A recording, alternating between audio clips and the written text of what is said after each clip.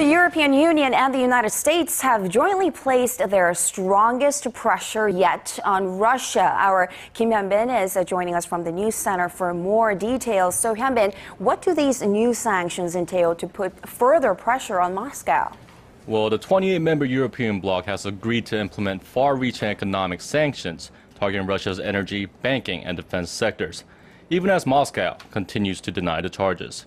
Our Song Ji-sun reports.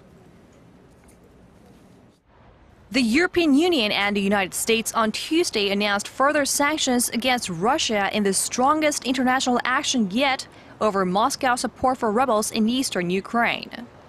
In Brussels, the 28-member European bloc agreed to restrictions on the trade of equipment for the oil and defense sectors.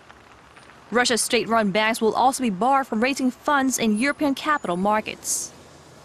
The move marks the strongest confrontation between Moscow and the West since the end of the Cold War. This latest action was triggered by the downing of Malaysia Airlines Flight 17 by what was likely a Russian-supplied missile. Moscow continues to deny the charges. The U.S. also imposed sanctions on Moscow by banning Americans or people in the U.S. from banking with 3 Russian banks. President Obama said if Russia remains on its current path, the costs on Russia will continue to grow, and that the coordinated actions of the U.S. and EU will make the weak Russian economy even weaker.